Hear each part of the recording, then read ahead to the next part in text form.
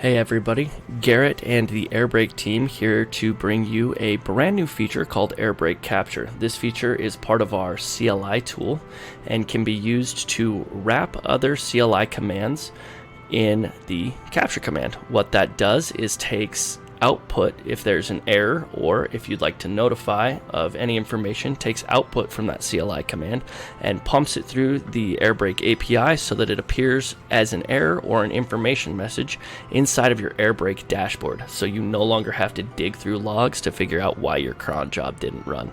So I'm going to be giving you a brief example of that, and it's actually going to be a screen recording done by our DevOps engineer Ross. What he's going to show you is he's going to show you the help menu, how to install the Airbrake CLI very quickly, how to run a command that essentially doesn't fail. We're just going to be using the echo command.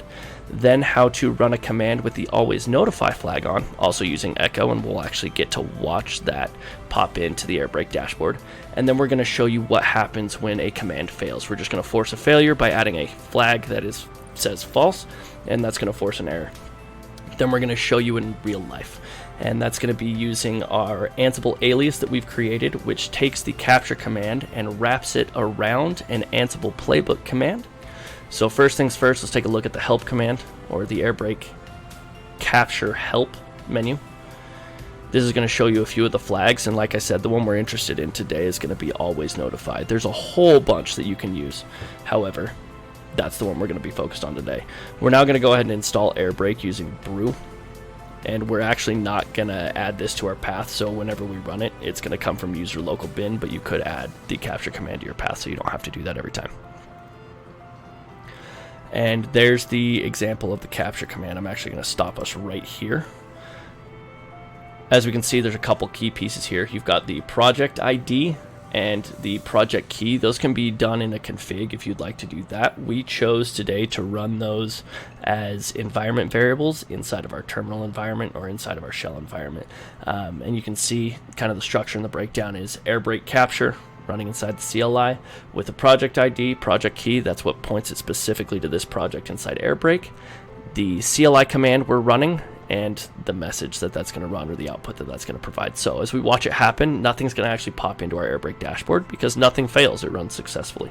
So it runs successfully. We're going to go ahead and add that always notify flag to this next run, and we're going to watch that pop in, and it's going to actually give us a notification on the bottom that we created an actual notification correctly, or we captured it. So we're going to click on that link, and it's going to take us into the dashboard, and we're going to be able to see that it's going to show up as info instead of error because it's just providing us information, and we can kind of see that happen right there.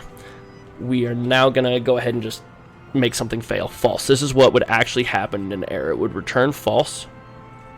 So we're going to run that. It's going to be created successfully. We're going to click on that link, and we're going to open up that terminal. We're going to see both info and error, and notice they're separated so that we can see them.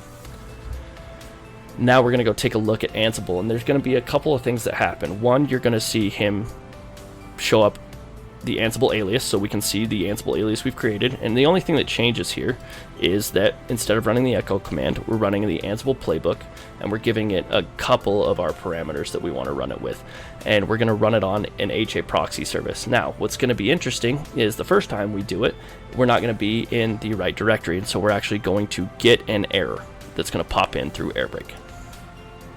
The next time we run it is going to be in the correct directory, and that's the easiest way to simulate that error.